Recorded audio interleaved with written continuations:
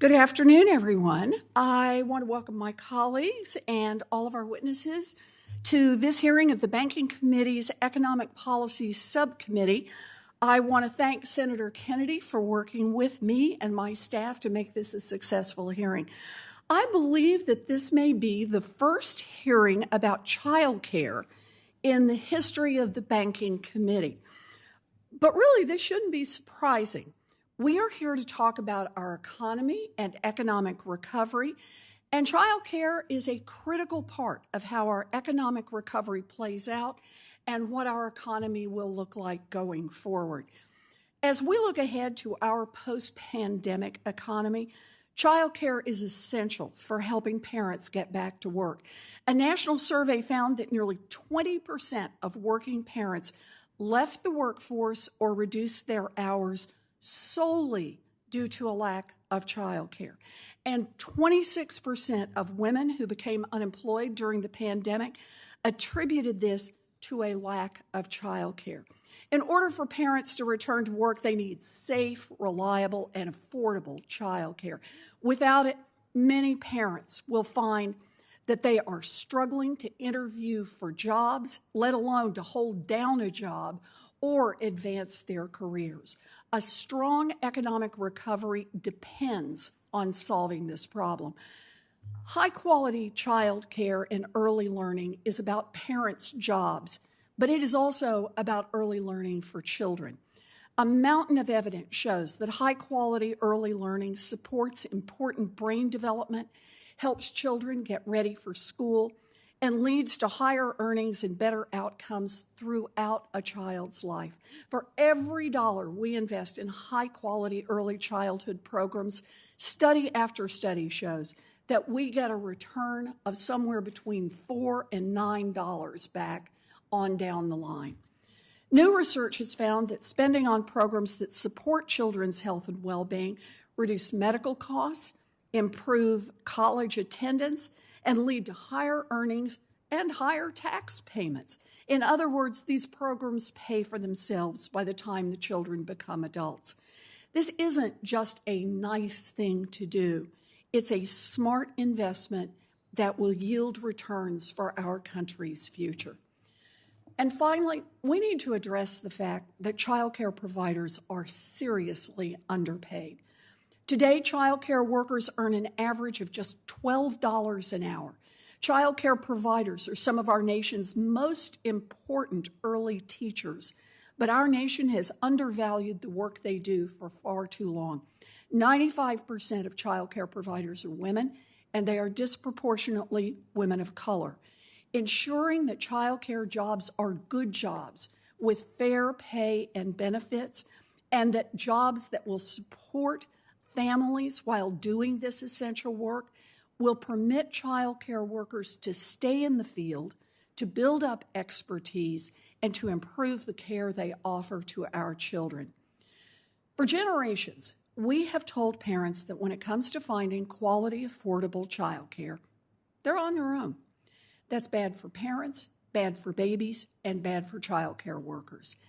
There's a reason that child care was front and center in President Biden's American Families Plan. This is critical infrastructure that makes all other work possible. I'm very concerned about the bipartisan framework released last week that didn't include a word, not one word, about child care. An infrastructure plan that doesn't include child care does not address the challenges facing families in Massachusetts or anywhere else around the country. Now is not the time to abandon what President Biden has proposed. Now is the time to expand it. I'm fighting for a $700 billion federal investment to make sure that every single family who needs it can find safe, affordable child care. That's good for parents, it's good for children, it's good for providers, and it's good for our whole economy. So that's why we're here today, to understand the problem and to figure out how to address the challenges facing families and build a stronger economy that works for all of us. Our first witness, Fatima Goss-Graves, is the president and CEO of the National Women's Law Center, where she has spent her career fighting to advance opportunities for women and girls. Next, we'll hear from Dr. Betsy Stevenson, a professor of public policy and economics at the University of Michigan. Dr. Stevenson has served on the Council of Economic Advisors as an advisor on social policy and labor market issues and as chief economist at the Department of Labor. We're lucky to be joined today by Bernadette Nago, a founder of Trusted Care, a family child care program in West Haven, Connecticut.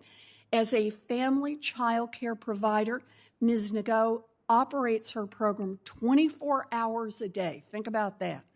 And is committed to quality, equity, accessibility, and community support.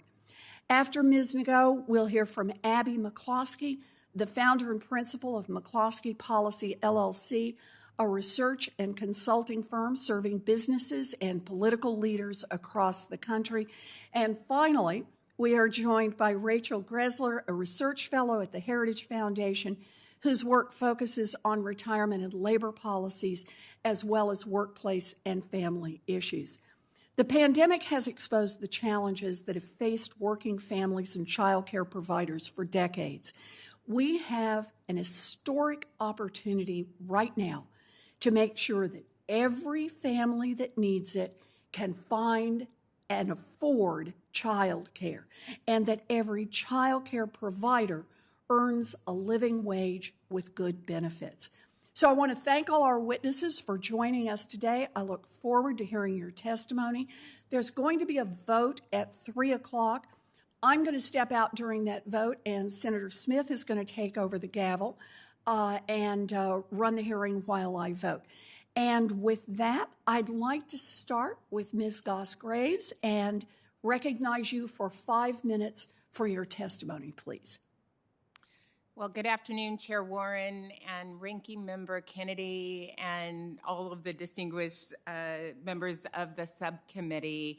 My name is Fatima Goss-Graves, and I'm President and CEO at the National Women's Law Center. And for both Chair Warren and Senator Smith, we are so grateful for your leadership on child care, and we are grateful to Congress for the American Rescue Plan and the 2020 COVID relief packages, which together provided a $50 billion amount in relief funding that saved the child care sector from collapse.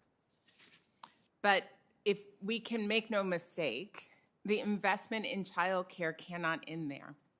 For the child care and early learning sector, the pandemic has really laid bare and really exacerbated deep inequities in our child care system that have long been baked in.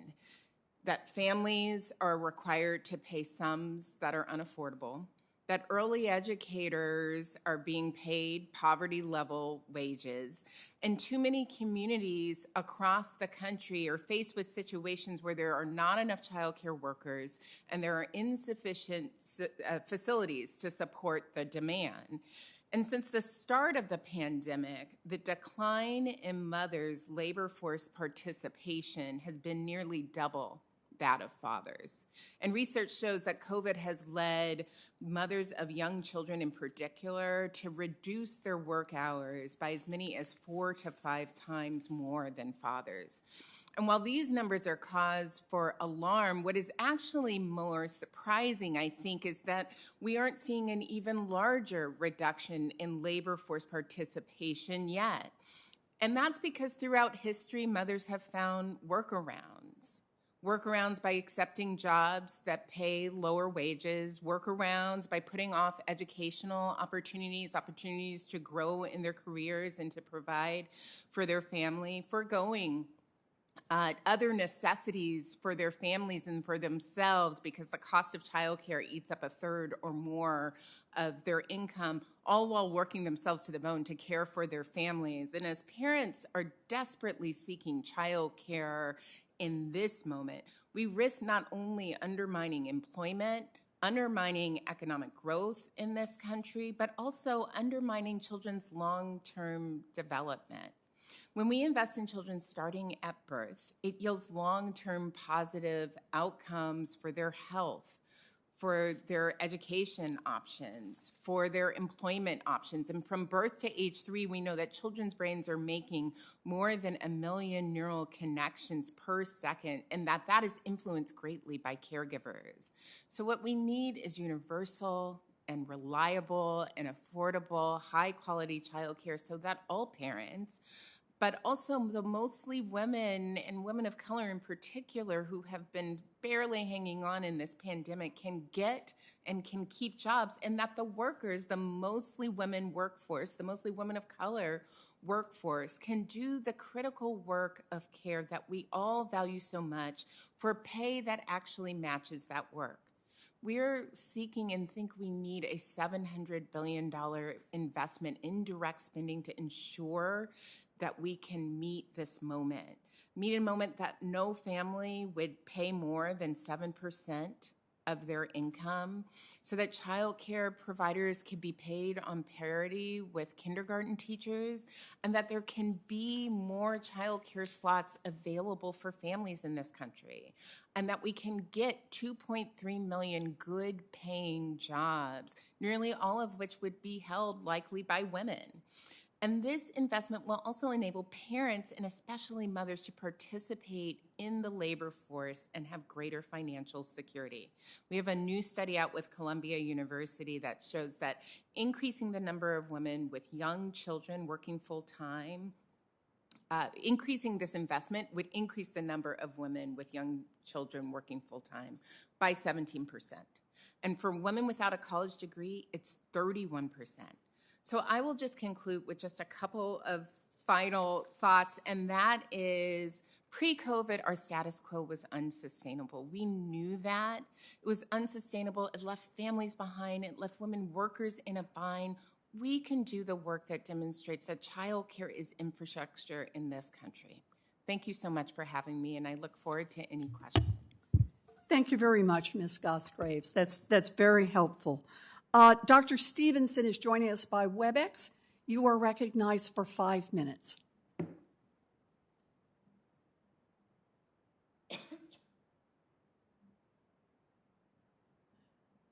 There's that long pause. Dr. Stevenson, are you there? I am. Thank you very much. Good. Thank you for the invitation to speak today about childcare. I'm an economist who has spent much of the past 3 decades trying to better understand women's employment, American families, and the porous boundaries between our personal lives and our work lives. These porous boundaries were completely shredded during the pandemic as tens of millions of people began to work from home for the first time, along with their children who lost access to in-person school and childcare. My research has shown that policy choices shape the constraints that people face and therefore their employment and family choices. The choices you make now about childcare will shape the U.S. macroeconomy for decades to come by influencing who returns to work, what types of jobs parents take, and what kinds of promotion paths parents are able to access. It's not just women. Men's employment choices are also shaped by access to childcare. In 2014, the survey found that 49% of parents said that at some point they had passed up a job because it conflicted with family obligations. In a recent survey that I've been running just over the past month in conjunction with RIWI, we found that childcare responsibilities during the COVID-19 crisis impacted the employment of 59% of parents. Only 41% of parents said childcare had not affected their job. Many cut their work hours, turned down promotions, changed jobs for more flexibility, paused training or education, or quit jobs entirely. These impacts were reported by men and women almost in equal number, a fact that reflects the shift towards greater, although not complete, equality in the home. Now, let me emphasize that the pandemic did highlight the fact that women continue to bear disproportionate responsibility for caregiving within families, and the COVID crisis impacted women more than men in many ways. The first factor was the nature of the recession itself. This was our very first ever service sector driven recession. And between February 2020 and May 2020, women lost 13 million jobs compared to 9 million jobs lost by men. However, over the last several months of recovery, the gap has been reversing as jobs for women have expanded faster than those by men. This is important because it points to the role that women are playing in the economy and how essential they are. The second factor was, of course, the closing of schools and childcare. More than 2/3 of children live in households in which all parents work. The pandemic made salient the many roles that schools play. K through 12 education is typically thought of as a source of education for children and an investment in the next generation. It is. It is also a source of childcare for many families who are able to work for pay during the roughly 6 hours that their children are being taught and cared for by professional educators provided for through their tax dollars. Childcare for younger children serves a very similar dual purpose. Early childhood educators can improve outcomes for children by engaging in developmentally appropriate curriculum-based activities. They also provide crucial care for children in households in which all parents work. And the third factor is related to changes in family life. And I really want to highlight this because it's often overlooked. Mothers of young children were more likely to be in the labor force at the time of the pandemic than in any time in the past. In 2019, mothers of children 6 years old and younger had the highest labor force participation from any period in history. These challenges that women faced highlight our failure to adapt childcare, workplace flexibility, and workplace parental leave policies as women have entered the workforce and gained experience, training, and education that has made them an essential part of the economy. Women are no longer the secondary earners, as economists used to refer to them, able to step back from work whenever the household demanded it. Today, more than 40% of mothers are the primary earner for their family, earning at least half of total household income. I want to highlight in my last few minutes just really the important role that childcare plays. Childcare and education has more in common to the banking system than you may suspect. It's the backbone of our future economy because it invests in and develops our human capital. While women have done this labor for little or no pay, do not underestimate its value. Human talent through these investments, and it's ultimately human ingenuity that fuels our economic growth. Early childhood education does three things. It provides childcare that allows parents to work, thereby raising household income. It develops skills in children that lead to higher lifetime earnings, and it supports the equal investments in children necessary for a competitive market economy to reach its potential. Thank you. Thank you very much, Dr. Stevenson. Appreciate your being here. And now, Ms. Nago, you are recognized for 5 minutes for your testimony.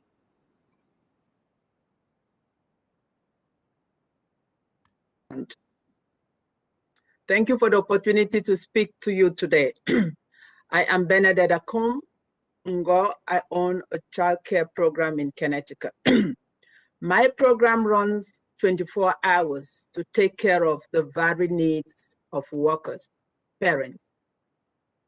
I was raised in Cameroon by a single mom who had little education but wanted me to go to school, wanted me to learn, and that helped me along the line to acquire education. I did go to school, just like we're looking forward to our kids to go to school. I earned a degree in law. I earned a degree in postgraduate diploma in women's law. I earned a degree in counseling and an MBA. What does this tell me? That early childhood education is very important today, tomorrow, and forever. If we have to change our economy, we have to invest in early childhood education. Before 2010, I used to be an adjunct professor at the University of Bridgeport here in Connecticut.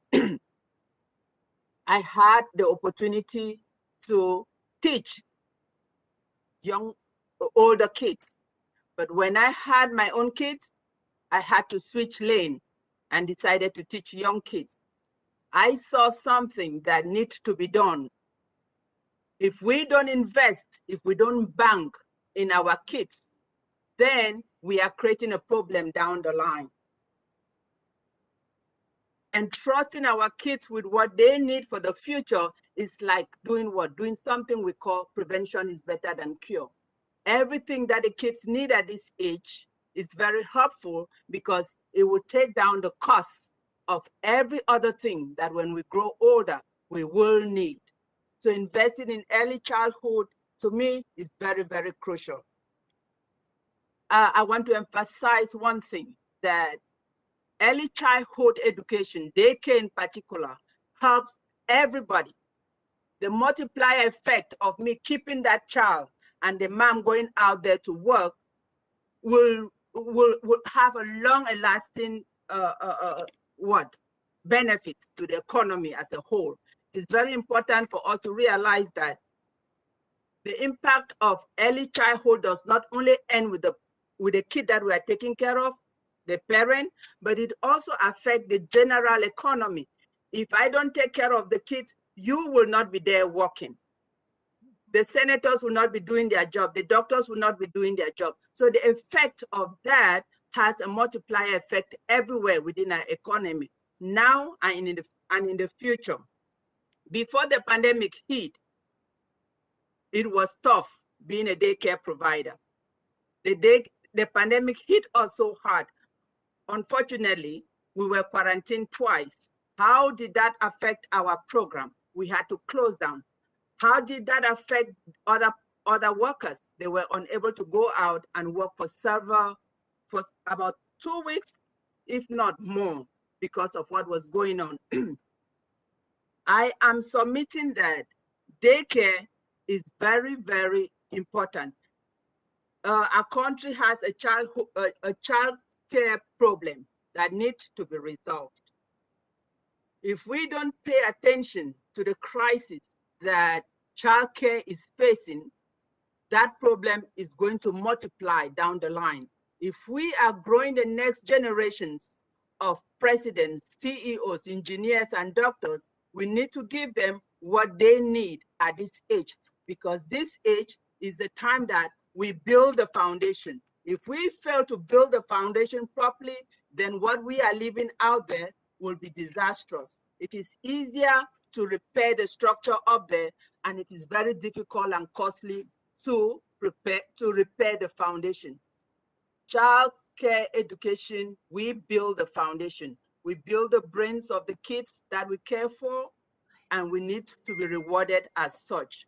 We do not only build the brains of the kids that we take care of, we do much more than that. We listen to their parents when they share their challenges back at home, when they share their challenges back at work. We have all of this going on within our daycare programs, and the remunerations we get are far less than what we put out there in terms of services, in terms of the quality and our skills. So I am proposing that we pass this bill to be able to fund childcare programs. Thank you. Thank you, Ms. Ngo. I very much appreciate your being here. Ms. Gressler, you are now recognized by WebEx for 5 minutes. Good afternoon, and thank you for the opportunity to be here today. As a wife and a mom of 6 young kids, ranging in age from 3 to 12, I've spent the last 13 years navigating the same thing that millions of parents have done in facing the decisions to determine what work and childcare is best for them. And if there's one thing that I've learned, it's that there's no single work-family balance nor childcare setting that's best for everyone. These decisions aren't easy, and I know I continually question whether we're doing the right thing. Only through the ability to carve my own pathway and achieve a flexible balance have I become more comfortable and confident in the choices that we've made. Families need to be free to pursue what's best for them and not what politicians, government programs, or societal norms tell them to do. I'm actually optimistic that the changes brought on by the pandemic could benefit families through more flexible and accommodating work options. Women have already overcome what were initially disproportionate employment impacts, and a recent study actually found that childcare struggles is no longer weighing on employment declines. That means that heavily subsidized childcare and universal pre-K won't solve the current employment problems, but they would push more parents into the workforce. And that's one of their goals, to prevent parents from having to give up income in order to stay home with kids. Allegedly, government programs are great for kids, producing 7-for-1 returns. But are politicians really telling me that my children's future value to society will be multitudes higher if other people pay for my children to attend full-time, government-directed childcare than if I or my husband give up some income to stay home with them, or if we choose any other combination of non-government childcare? It's wrong to discount the enormous value of parents investing time in their children. And moreover, there's actually zero evidence that large-scale government programs could mimic the high returns of tiny boutique programs that served disadvantaged children a half century ago. Present-day programs like Head Start and Tennessee's voluntary pre-K program have provided little or no lasting gains, and they've had some consequences. Moreover, only 18% of families prefer to have both parents working and their kids attending paid childcare. And those families are disproportionately wealthy and affluent. Nudging families away from their preferences could backfire, as Quebec's $5 per day subsidized childcare program showed. It did increase work among young moms, and it shifted a lot of kids from family care to government care. But researchers found striking evidence that children's health and behaviors were worse off. They had higher crime rates as teenagers, and families experienced more hostility and less consistent parenting. There's also the reality that government childcare will drive up costs and limit choices. Requirements like extremely low child-to-teacher ratios and college degrees for childcare providers are a big reason behind DC's $43,000 price tag for 2 kids attending childcare. Small family and religious providers are usually less expensive and more flexible, but government subsidies and directives could actually crowd them out. Already, onerous government regulations contributed to a 52% decline in the number of small family providers since 2005. And while childcare is inherently expensive, there are ways that policymakers can help families obtain the care they need at a cost they can afford. My written testimony provides more details, but some helpful actions include letting families keep more of their own money, reducing regulations that don't contribute to improved quality and safety, giving more parents more choices with the public childcare programs that are out there, eliminating barriers to employer-provided childcare, letting workers choose to be independent workers, and enabling more flexible childcare settings. For example, Head Start costs as much as full-time childcare, but often only provides half as many hours. Families should be able to take that money to a provider that works better for them. If I watch my friend's kids one afternoon per week, I shouldn't have to convert my home into a licensed childcare facility. If a couple of moms want to form a co-op, they shouldn't have to become employees and employers of one another. And daycare shouldn't have to throw out expensive materials when a simple duct tape fix would do the trick. But apparently duct tape harbors germs, so it's not allowed. Caring for children is something that humans have done since the dawn of time, and childcare is not unique to COVID-19 or even to 21st century America. But as more Americans desire increasingly flexible work, easing childcare restrictions could help more families meet their desires. The solution to a more equitable economy is to empower parents instead of politicians to make the choices that are best for them. Thank you. Thank you very much. And we will now hear from Ms. Abby McCloskey, who will be joining us via WebEx. Thank you, Senator. Chair Warren, Ranking Member Kennedy, and members of the committee, thank you for the opportunity to testify today. The nature of work and family has changed significantly in recent decades. The majority of parents of young children are now in the labor force, and mothers are the primary bread earner in 40% of families. This has created tensions around work and care that both the government and markets have failed to adequately address.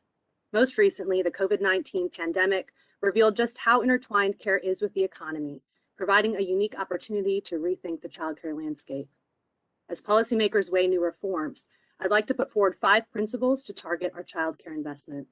Number 1, The benefits of early childhood programs are most pronounced for disadvantaged families. We should focus our efforts here. Nobel Prize winning economist James Heckman has found a 7 to 13% annual return on early childhood development programs for disadvantaged children. Moreover, the children of those who attended such programs also have exhibited improved economic outcomes. This suggests that targeted investment in early childhood care could improve intergenerational upward mobility for at-risk communities. In contrast, research on broader programs such as universal childcare and universal pre-K is mixed, with some studies showing positive effects and others showing fading or negative ones. More research is needed before justifying a universal program. Number 2, we should increase parents' choices for care providers. Child care needs and values vary widely. As such, policymakers should seek to create more options for care rather than one-size-fits-all public programs. This could be done through an expansion of the existing Child Independent Care Tax Credit, which in essence is a school choice program for early childhood care. Parents can use the credit to send their children to center-based care, in-home care, a church program, preschool, language program, all of which could be full-time, part-time, or something in between. This would allow for a proliferation of different kinds of care providers in response to what parents want, instead of in response to what Washington wants. Moreover, making the credit refundable would benefit low-income households for whom childcare is a barrier to work and high-quality care options are most out of reach. Number 3, we need to account for existing programs and make sure that new spending is paid for. The federal debt is at historic levels, and that's before any infrastructure package. We must be judicious with our spending priorities and pay-fors. We are not starting from scratch in the childcare space. New programs should seek to rationalize the existing landscape of government programs and subsidies to reduce waste and overlap. Additionally, new programs should be accompanied by a review of existing spending instead of relying wholly on higher taxes. This spending review should be comprehensive and not limited to existing childcare programs. This is because in the next decade, federal spending on adults over the age of 65 will grow to more than half of all spending, while the share of spending on children will shrink to 7%. Number 4, we should make it easier for parents to spend time with infants. While much of the discussion on childcare focuses on care outside the home, care inside the home from parents is vitally important. Yet the status quo makes it very difficult for parents to spend this critical time with their children, even in the early weeks of life. One study has found that 1 in 4 women return to work within 2 weeks of giving birth. A federal paid parental leave policy would change this and is associated with reduced rates of neonatal fatalities, increased involvement from fathers, and higher wages and reduced reliance on welfare for mothers. Unlike broader paid leave packages, its cost is modest and contained. Moreover, boosting wages for parents through economic growth and the Earned Income Tax Credit would provide more flexibility to be at home if that's what they chose to do. Number 5, we should seek to bring down the costs of care. One contributor to high child care costs is the decline in the supply of providers, and in particular, in-home providers. This is in part due to burdensome regulation. A care package should include federal incentives for states to review and streamline their child care regulations wherever possible. Moreover, we should seek to increase the number of care providers and opportunities for their career advancement in a way that's sustainable. For example, multiple states have begun to implement apprenticeship programs for early childhood educators, providing them with opportunities for increased skills and higher pay. These efforts have been supported by the Trump White House, by the Center for American Progress, and by the Bipartisan Policy Center. We should seek to expand these efforts. Having worked with leaders across the political spectrum in my career, I'm convinced that there are targeted reforms that would deliver significant benefits to American families and to the economy. Thank you for the opportunity to testify, and I look forward to our discussion. Thank you very much. I want to thank all of our panelists for your testimony, and I am going to now recognize myself for 5 minutes of questioning while Senator Warren is voting. So I start from the place that child care is a family and an economic imperative, and I think that today's hearing is so important. And I thank my colleague, my great colleagues, Chair Warren, for holding it, because I don't think our economy will work, nor will it return to normal, if we don't have safe, affordable, high-quality child care and early education options. And I think that we know that high-quality early education closes opportunity gaps for children. This is what we know. And this is, of course, as several of you have pointed out, this is about equity for children and families. I've learned from speaking with child care providers and early education providers across the gamut in Minnesota that the whole business model for child care and early learning in our country is just not working. It's not working for families, for businesses, for providers themselves, who often describe this work as a labor of love, and certainly not a place where they're making a lot of money. And it's not working for the vast majority of the providers themselves, who has been pointed out are most often women and women of color. So let me just ask a couple of questions on this topic. And I'm going to start with Ms. Goss-Graves, if I may. You mentioned in your testimony that child care is infrastructure. And this, of course, the word infrastructure has been thrown around a lot over the last couple of months here in Washington. I've joined Chair Warren and my colleagues, several of my colleagues, in urging big investments in child care because I agree that child care is the work that makes all other work possible. But could you just say a little bit more, Ms. Goss-Graves, about what does it mean to you when you say that child care is infrastructure? And what do you say to those who say that infrastructure is really just about roads and bridges and broadband? Not that that isn't important too. I actually think when you think about roads, infrastructure, broadband, you understand why child care is infrastructure. Child care is the care and the work that makes all other work possible. It is something that connects families with jobs. Mm-hmm. And it is the work that ensures that entire sectors can actually work. And one of the reasons it was so fragile going into the pandemic and we watched it basically collapse is because we've been treating it too much like an individual problem. But if we actually invest over the long term, like it is infrastructure, like it is a public good foundational for our economy and our families, then we have an opportunity for something very different going forward.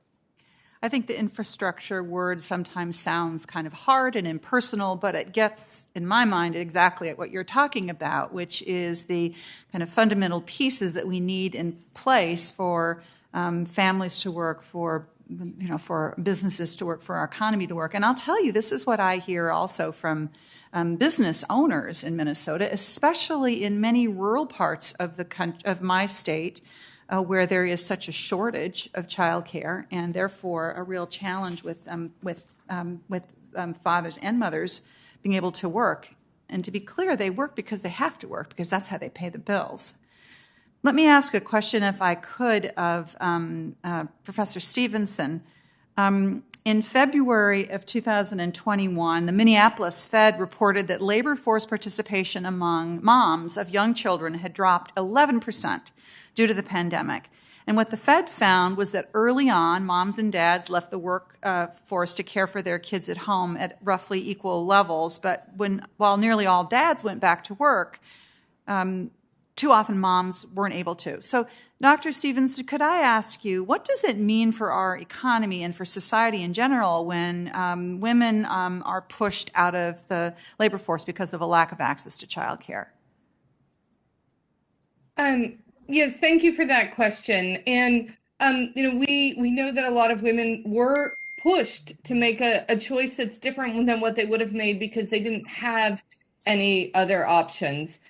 Women have been getting more education than men and more and have closed experience gaps with men. And what this means is that they are fundamental to our economy. They're some of our most experienced, talented workers. And when they stay home, we lose that.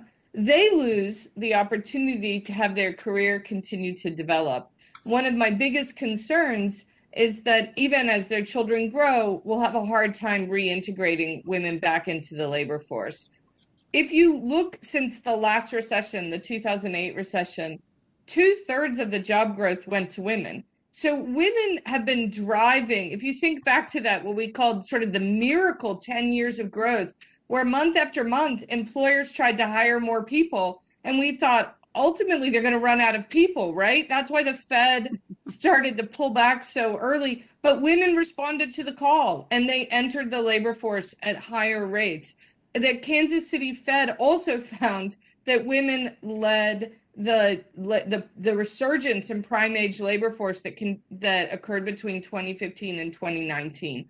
So if you think about where we were in 2019, if we had women stay back, if they hadn't led that growth, we wouldn't have had much of the growth we had between 2015 and 2019. To put that in perspective, while a lot of people talk about, was it the tax cuts? Was it regulation? What helped us grow between 2010 and 2019? It was women. Yeah. Thank you very much. I'm going to ask, I'm over my time, but I'm going to ask one more question to give Senator Warnock a chance to get settled in before I turn to him. And I'd like to ask a question of Ms.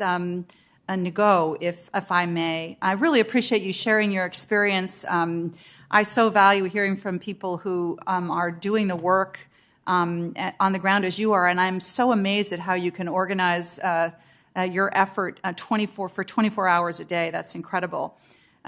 So I've introduced legislation called the Child Care Supply Improvement Act, which is specifically designed to help smaller child care providers. And I'm very excited about this legislation. I'm glad to have the support of Senator Warren and Wyden and Brown and Casey. And what the bill would do is to permanently increase annual funding for the child care entitlement to states to $10 billion a year, and also to invest $5 billion per year to help improve child care supply and quality and affordability.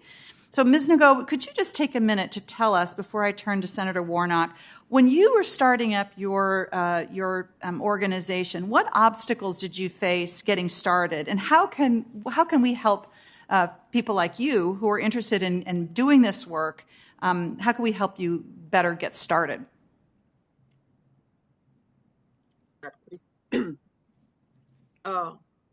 When I was starting my business, I faced a lot of obstacles, not limited to what I'm going to state. No trainings. I needed more trainings to be able to reach out to meet the needs of the kid. I needed equipments. I needed help with licensing. How can I get licensing? How can I get support for that to be done? I needed some startup grants to be able to buy some of the basic tools and equipment and toys that I need for my daycare. I needed help with trying to make my premises helpful. For example, if I had lead in the house, I was told they have to come and check if you had lead in the house. And I'm taxed so much money for that to be done. You want to be sure that plumbing is good, lighting is good. You want to be sure that everything that regulation requires, you meet it. If you don't meet the standards stated by licensing, then you cannot start your daycare program. Thank you. What we will need is funding to help us with that. So those obstacles were there, but I see a great improvement with all these programs. Thank you so much. I so appreciate it. I am going to hand the gavel back to Senator Warren so I can go vote, and I believe Senator Warnock might be next. Thank you very much. Thank you, Senator Smith. I appreciate your taking over the duties of the presiding officer. Senator Warnock, you're recognized to ask your questions. Thank you so much, Chair Warren, for organizing this conversation for child care and equitable post-pandemic economy. Even before the coronavirus pandemic, child care industry faced unique challenges. Child care was unaffordable for many families. At the same time, child care workers were underpaid. In 2020, child care work ranked among the bottom 2% by salary before the pandemic, with educators, with all of their training, making just over $12 an hour. In Georgia, workers in unsubsidized centers earned an average of $10.14 an hour. People who are taking care of our children and educating them. These challenges disproportionately affect women, particularly Black and brown women, who make up the bulk of the child care workforce. During the pandemic, child care providers faced record low enrollment, forcing providers to reduce costs by paying even lower wages or laying off the staff. Ms.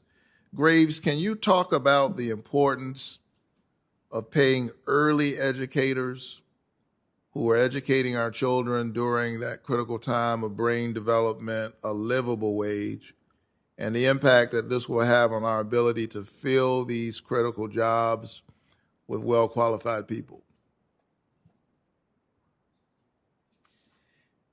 So thank you, Senator Warnock, for that question. I think it's one of our nation's travesties, the wages that child care workers are paid. And what it means is that we are fixing the problem of child care by basically making a largely Black and brown women workforce bear the brunt and the cost of it.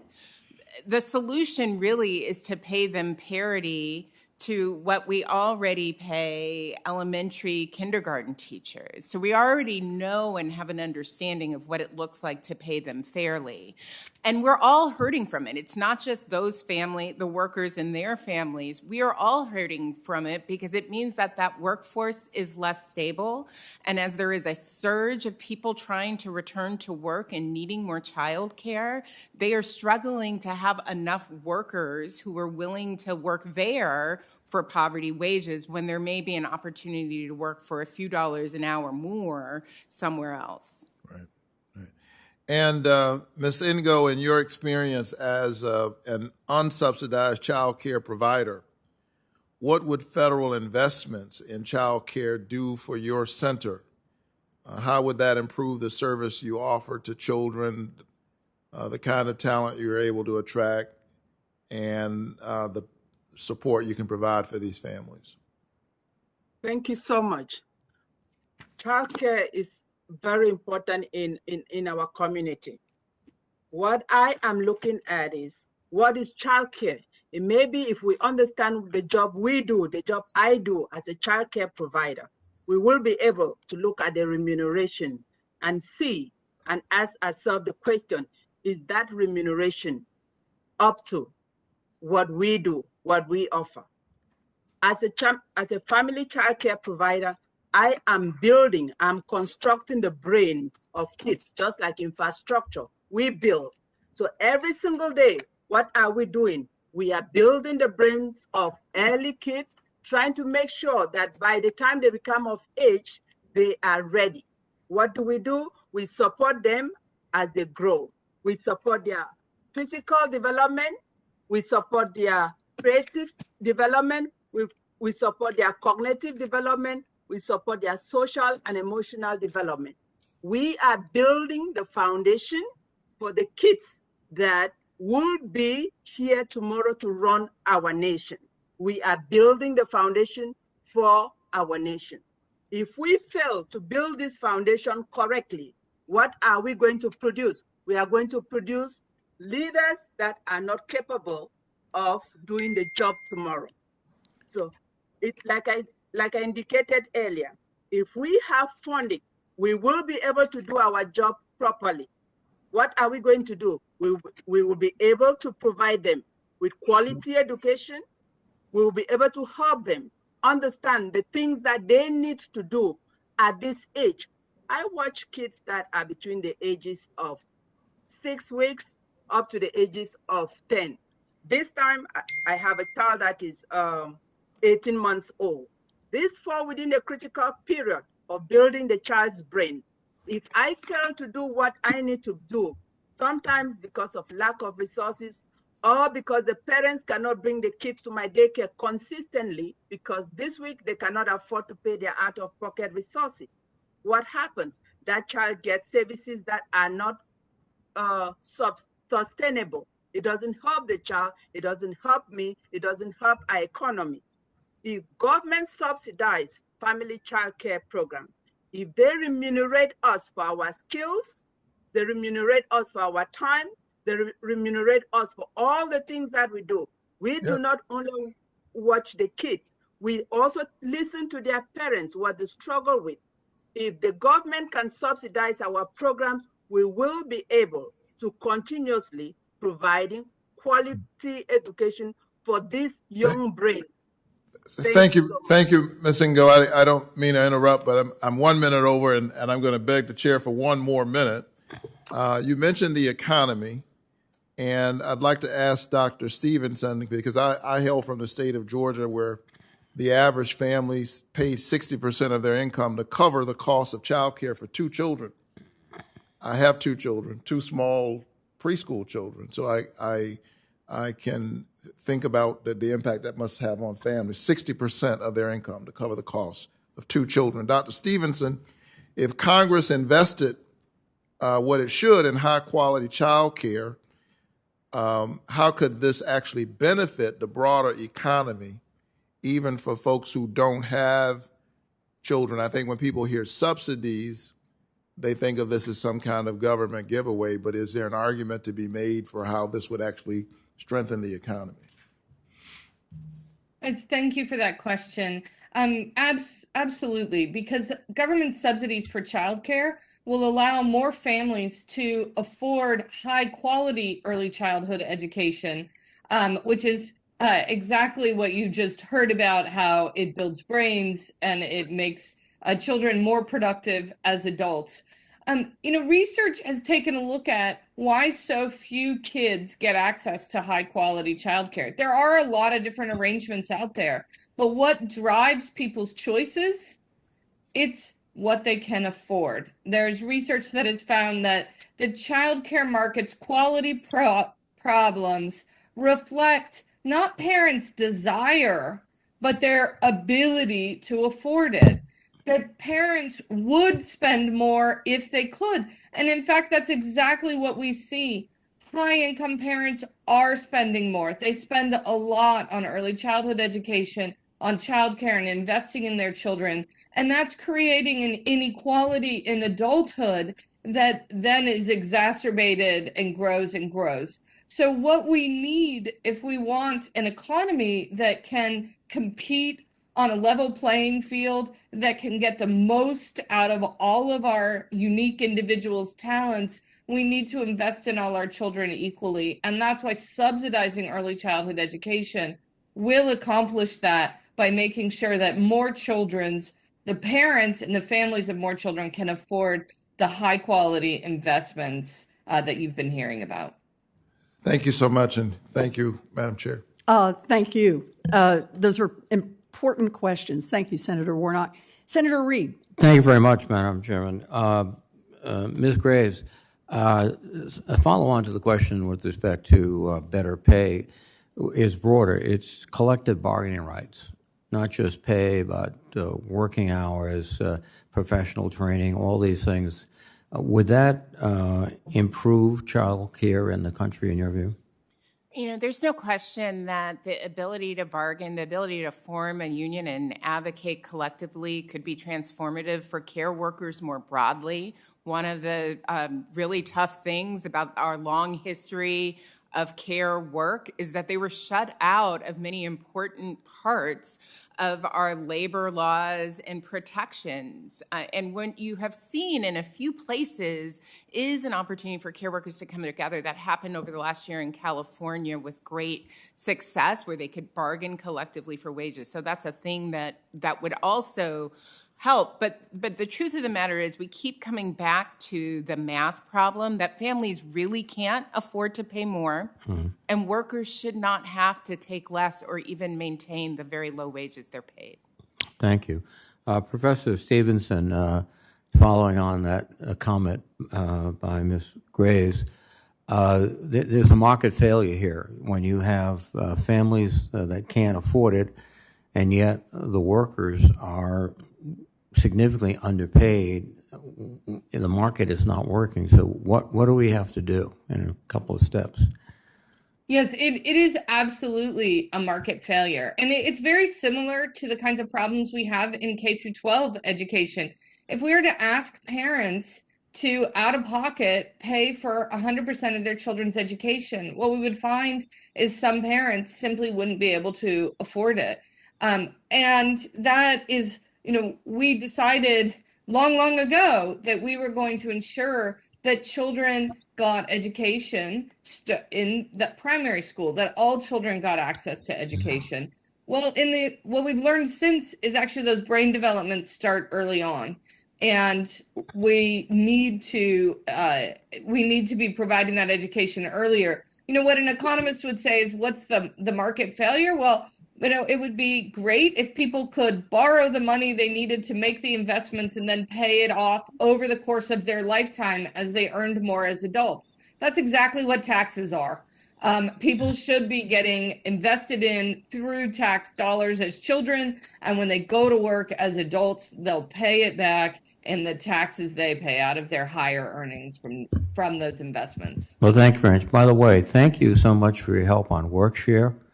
When we were developing that concept, your insights were incredibly useful, and again, thank you. My time, you may accept the economum. I think that's the phrase. Okay, let the record show a nodding head. Yeah, I got the nodding You head. got the nodding head. Okay, that's my smile. I just want to commend Ms. Nago for her great work, and my time is expiring, but thank you very much. Thank you, Madam Chairman. Let me thank the panel too, and I would yield back. Thank you, Senator Reed. Senator Ossoff. Thank you so much, Madam Chair. Thank you for convening this hearing. Thank you for your leadership on this issue and for working families across the country. And thank you to our panel for joining us today and sharing your expertise. When I was running for U.S. Senate and when I was elected, it was very clear to me that Georgia families expected change, and they expected Congress to invest in them, in working families in Georgia, in improving quality of life, investing in prosperity for working families in Georgia. And as soon as we got here, I was so pleased to join colleagues like the chair and Senator Reverend Warnock to get to work. And that's why today I'm proud to be able to announce to the people of Georgia that because of the American Rescue Plan Act, which we passed into law, working Georgians who as a couple make $150,000 per year or less, or as a single parent make $112,500 a year or less, will soon start to see $300 deposited directly into their bank accounts each month for every child they have under the age of 6, and $250 each month for every child age 6 to 17 years of age. This expansion of a child tax credit is so important. And Ms. Graves, I'd like to ask you, what will be the impact of this expanded child tax credit and these monthly payments that working families will see on the ability of families to take care of their kids and also to get back into the workforce? So there were many parts of the American Rescue Plan that brought me great joy, but the child tax credit and that investment in our lowest income families is one that just made me really proud of this Congress and our country. A big deal that 4 million families will be moved above the poverty line. So when we think about children in this country, that we did this in the midst of a pandemic that responded with that level of force, it's really exciting. And going forward, I think we will have learned a lesson about what it means to ensure that no one falls off a cliff, that our families can be secure, and that our children in particular can grow up with that sort of safety. Thank you, Ms. Graves. And with my remaining time, I'd like to humbly invite each of you, beginning with you, Ms. Gressler, to offer the one recommendation for Congress that you think is most important that perhaps we haven't touched upon yet in this hearing today.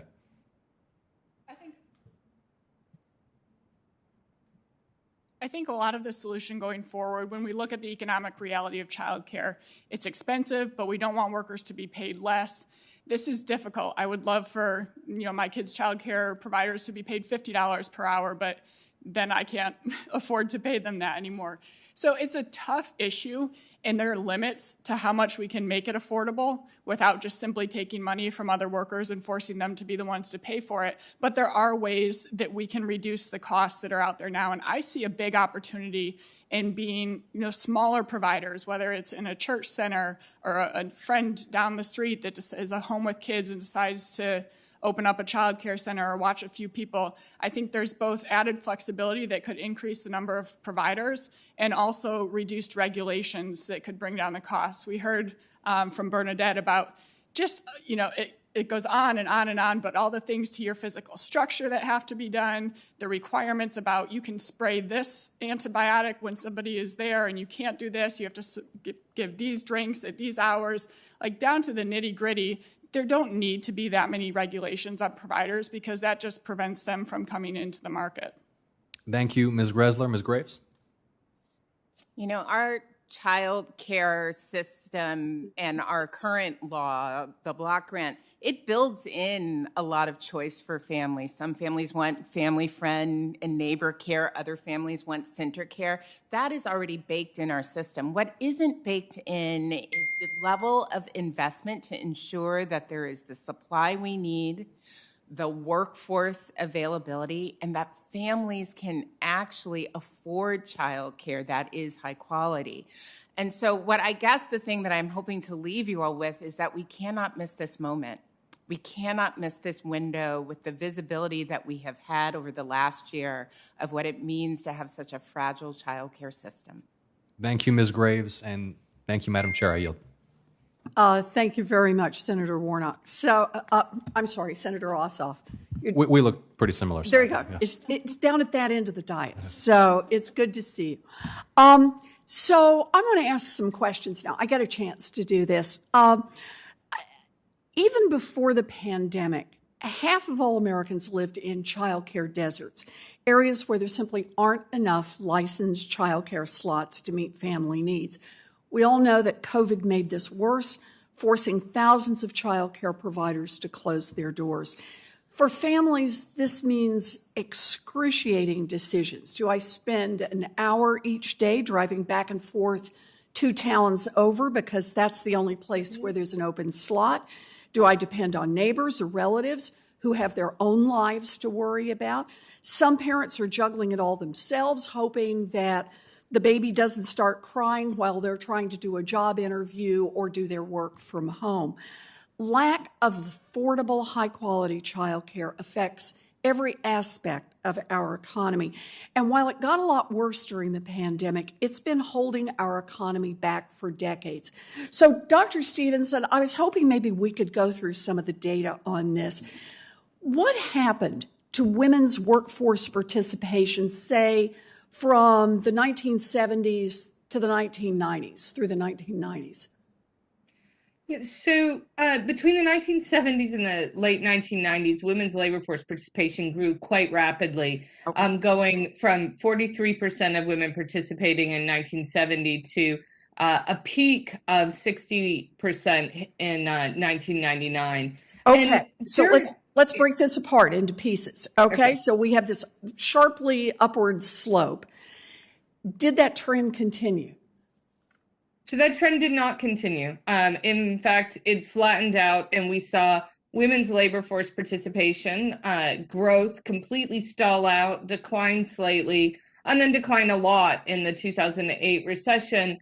Although, as I mentioned previously, we saw a real resurgence in that participation rate starting around 2015. Okay. But it's also important to realize that male participation fell much faster than female participation. So we have women's participation goes up sharply in the 70s, the 80s, and the 90s.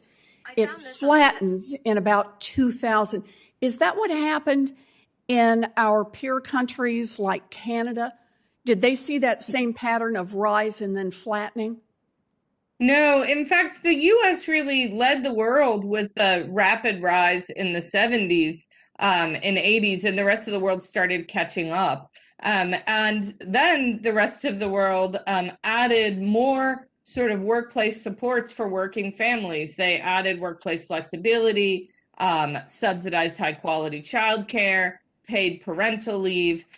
We saw female participation continue to rise in other OECD countries, and the result has been that the U.S. went from near the top of OECD countries in terms of female labor force participation to really around the bottom among 22 OECD more developed countries. All right, so our peer countries kept growing female labor force participation and creating more support for that, more family-friendly policies, more child care support, and so on.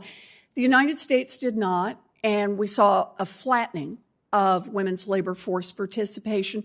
What did that flattening of women's labor force participation mean for America's GDP? Well, I think the best way to see that is actually to look and see what did it mean in the 1970s, 1980s, and 1990s. The U.S. pre-pandemic economy was roughly 15% larger than it would have been if women were employed at the same rate and worked the same number of hours that they did in 1970. So then think about, we got 15% more GDP because of the growth in the 70s, 80s, and 90s, and then it stopped.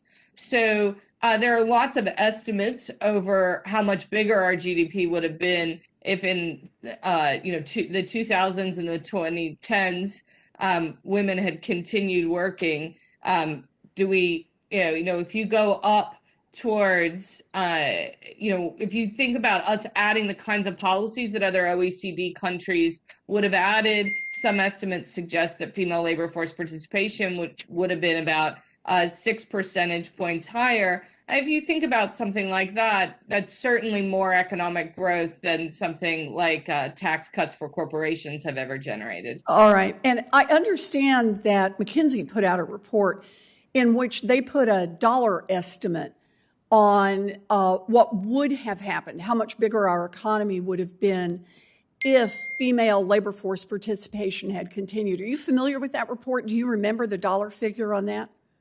Yes, I am. McKinsey's taken a look at, first of all, the entire globe and come up with really an enormous estimate. But my understanding is their estimate for the United States is $1.5 trillion increase in GDP if we had had that kind of continued growth in female labor force participation. And I take it, let me ask, in your expert opinion, if we'd had universal child care, do you think that would have had an impact on women's labor force participation? I absolutely do. A lot of women literally pay to work. In other words, what they spend on childcare is more than what they're bringing home after taxes.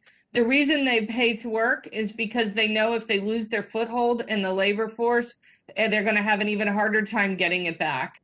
But many women look at the idea of paying to work, being away from their children, and bringing home no financial benefits for their family as a result, and think, this isn't a sacrifice I want to make. I really appreciate this. Without child care, millions of mothers just can't work. And holding these women out of the workforce harms them, it harms their families, but it also harms our whole economy. This is what it means to say that child care is infrastructure. It's part of the basic support we need so that everyone gets an opportunity to work and our economy is productive. This is our moment to act. You raised this point earlier, Ms. Gosgraves. The president has proposed a major expansion of child care and early childhood education. And when Congress acts on infrastructure, child care is not going to be left behind. So let me ask you, what size federal investment do you believe is needed to provide quality, affordable child care to every family that needs it? So we think we need an investment of $700 billion. At that level, we can ensure that families don't have to pay more than 7% of their income for child care. At that level, we can ensure that child care providers are actually paid wages that are dignity wages akin to kindergarten teachers. And at that level, we can increase the supply so that we don't have this challenge of the child care deserts that are especially a problem in rural areas, and that there will be more supply in terms of facilities, but actually more workforce supply. Well, I couldn't agree more. Just yesterday, I sent a letter to congressional leadership with the support of over 100 of my colleagues calling for a $700 billion investment in childcare. So let me ask you, Ms. Goss-Graves, some in Congress have argued that we should focus just on roads and bridges and then come back to a discussion about childcare later, if ever. What would be the impact on women if we leave childcare behind in our infrastructure package? I just think that we don't have that choice. We cannot live women who have lost so many jobs in this economy, who have held together their families in this economy with work that is both invisible and barely made visible and certainly underpaid in this period. People are counting on Congress to deliver on childcare, and that is a short-term solution, but it is a long-term solution too. It goes to their long-term economic security, their ability to retire with dignity. Yeah. So I really appreciate your testimony here. You know, I support investing in our roads and bridges and broadband internet. It's all important. But we have to invest in the kind of infrastructure that women need as well. As a young mother, I had a terrible time finding quality, affordable childcare, and twice I nearly quit school. I nearly lost my job because I couldn't manage childcare. If we don't get this done, my granddaughter is going to face the same kind of problem I faced, and that is simply wrong. We can't let that happen. The infrastructure train is leaving the station, and we cannot leave childcare behind. So let me, if I can, I'm going to do a second round of questions here. I want to talk about another aspect of childcare that many of you have raised today, and I appreciate your raising it. We have two very different systems in our country for teaching our little ones. For 5- and 6-year-olds, of course, and for older kids, we have public schools. No matter where you live, no matter how much money you make, no matter whether you have a job, you can send your children to public school to learn, and you can do it for free. Now, why did public schools start at the age of 5 or 6? Well, mostly because back then nobody thought that children could learn anything earlier than that. And now, of course, we know that's not true, that early childhood experiences affect whether a child's ready for first grade, but they also affect that child all the way throughout childhood and into adulthood. For example, high-quality early childhood education is linked to better health in adulthood and reduced odds of substance abuse or arrest. Many experts point out that when we spend a nickel on our smallest learners, we save dollars down the line. But for the littlest kids, parents are on their own. Don't have an extra $10,000 or $15,000 a year to send your child to a high-quality early childhood program? Then you get to juggle between friends and relatives, or maybe just leave your job because child care costs more than you can earn. Dr. Stevenson, let me ask you, do these two separate systems make sense, given what the evidence says about the benefits of high-quality early care and high-quality early education for our children? I believe if we were designing our education system today from scratch, we would absolutely be emphasizing early learning as a critical part of that education system. As you said, we didn't know back when we designed our education system that so much learning happens in the first 5 years. We now know that really does form the foundation upon which people develop and grow. But I really want to tie this back to, in the last century, our economic growth was completely driven by the fact that we educated workers more than any other country in the world. Mm-hmm. We are now not educating our citizens more than any other country in the world. We are behind on early childhood education. We're also behind on universities. And this failure to invest in people, it's ultimately going to hold our economy back. Yeah. So I think the evidence is clear here that you're citing that high quality care helps all our children learn and grow. That now, in addition to Head Start, we do have a limited public program to help low-income parents get affordable care for their kids, funded primarily through the Child Care Development and Block Grant Program, CCDBG. But our public child care system works very, very differently from our public school system. Ms. Gosgraves, does every single parent qualify for help getting child care regardless of their income or work status under current law? Oh, I wish that were so. It's really only the lowest income families that qualify. And by a family qualifying, what that means is there are many, many children who would benefit from being in an early childhood program who can't because her parents aren't eligible. Okay, so not everyone qualifies. Let me ask you about the people who do qualify. If you're eligible for the program, can you just walk into a child care center and sign your child up? Well, unfortunately, it's also not that easy. There is the work that you have to do to demonstrate that you're eligible, which ends up serving as a barrier for a lot of parents. On top of that, there are waiting lists, and processing all of this can mean that parents and families, they languish on wait lists for months. You know, we don't make parents prove that they're working or that their income is low enough to be able to send their child to first grade. We don't put those children on waiting lists to get into second grade. We understand that education is beneficial for all kids, so we invest in it as a country.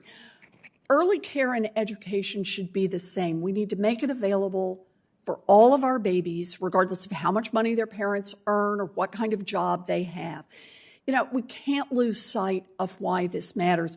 Ms. Ngo, tell me about the children in your program. How do you see them grow and learn when they're with you?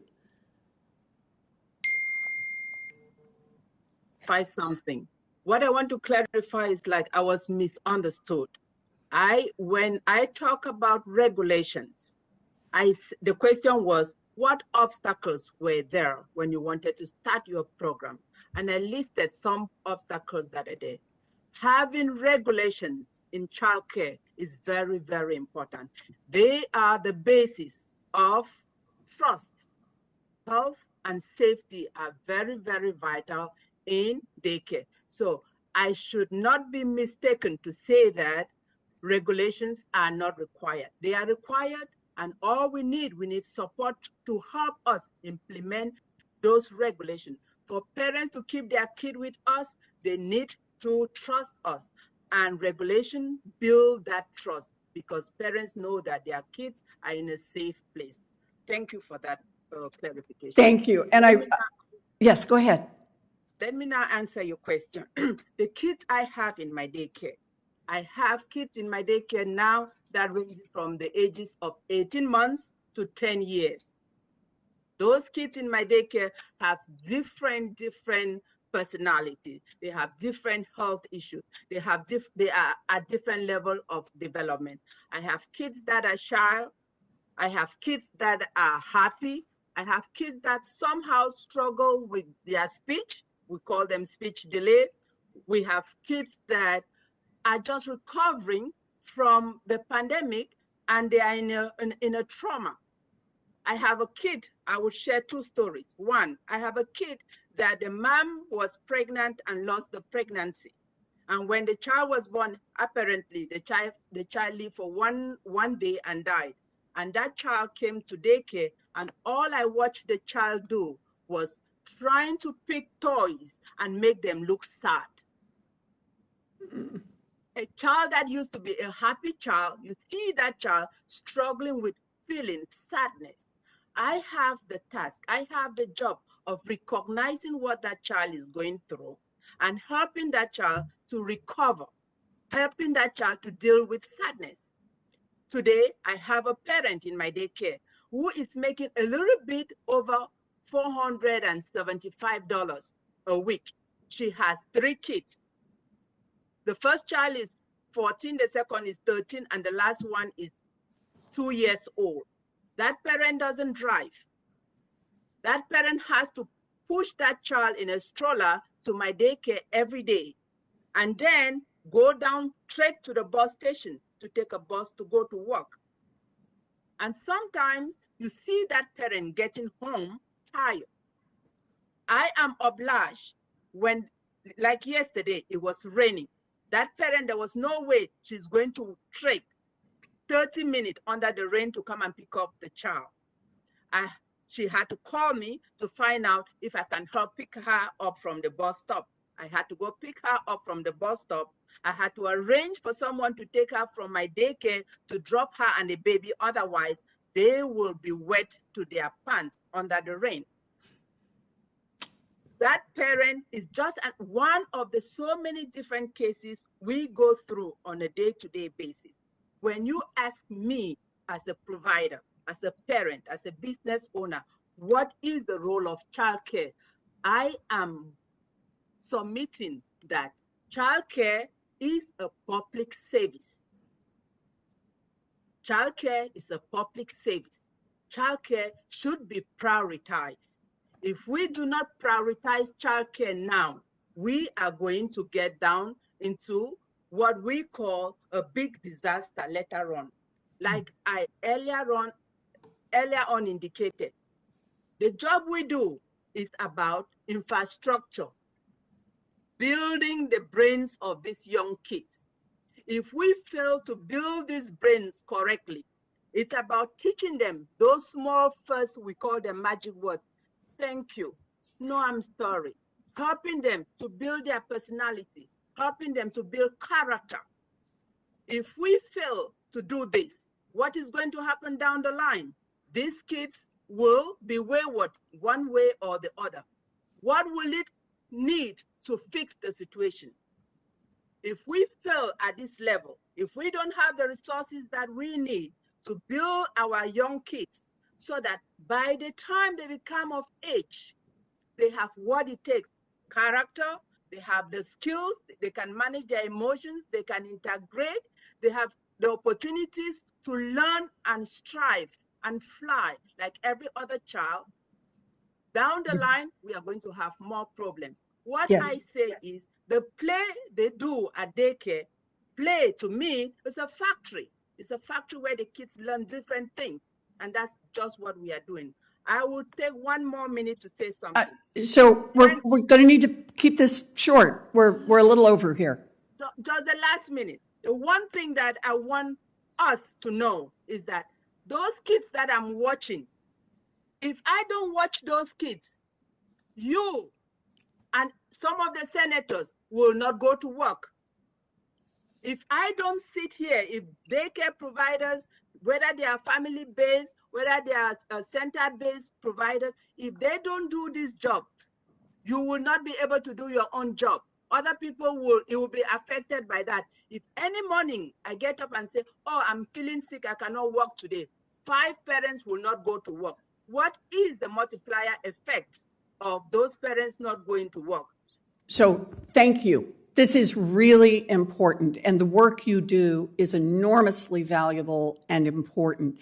You know, we now have decades of research showing how important these early childhood experiences are, and the children in your care are very lucky to have you. So we've talked about the impact of our underinvestment in child care on our economy. We've talked about the importance of investing in high-quality early childhood education on our children and long-term on our economy. There's just one more issue I want to talk about before we leave, and we've already alluded to it today, but I want to go back to this again.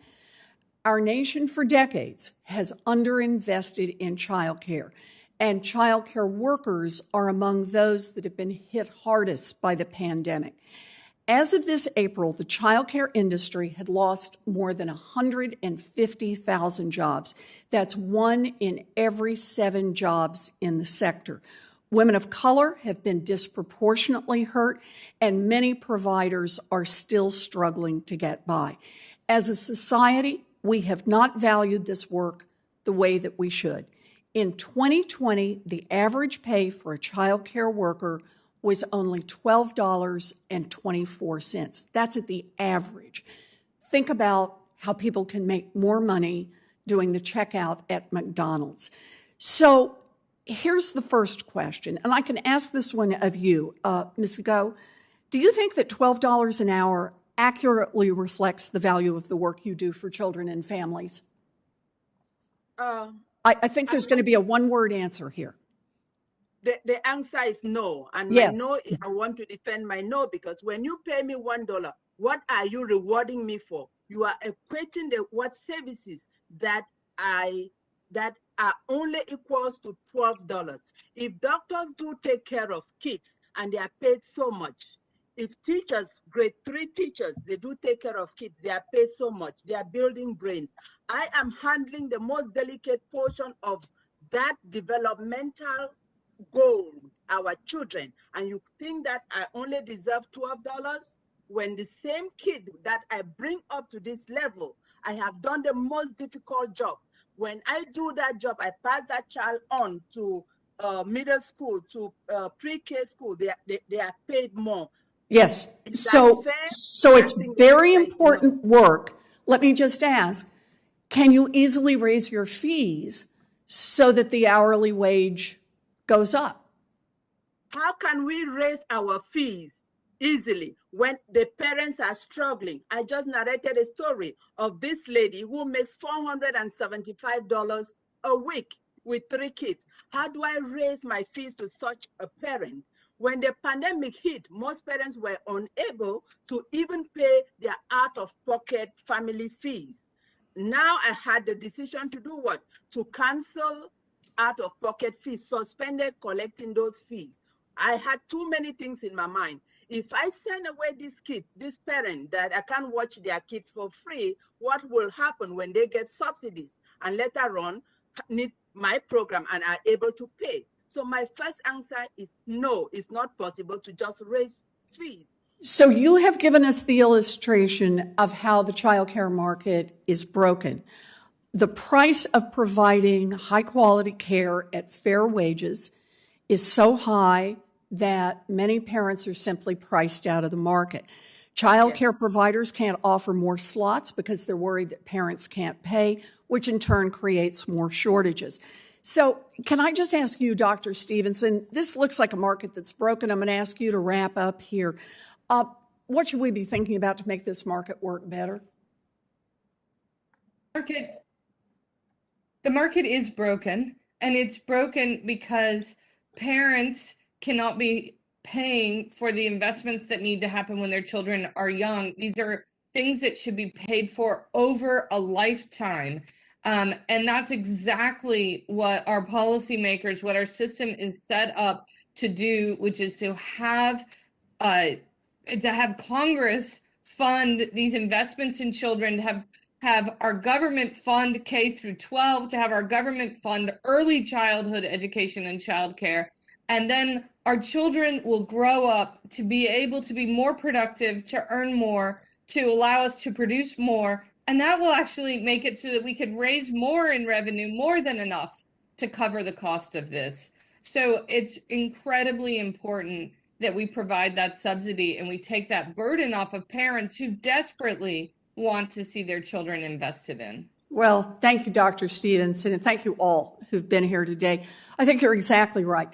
We do not ask parents to pay the full cost of first grade for their 6 or 7-year-old, and we should not ask parents to pay the full cost of educating and caring for a 2-year-old either. And this is exactly why I'm fighting for a $700 billion investment in child care. After parents, child care providers are some of children's most important teachers. We need to transform our child care system to recognize the skill and the value of care workers. Expanding quality care would mean that providers can offer fair pay and benefits, and it would make it easier for families to be able to find quality care.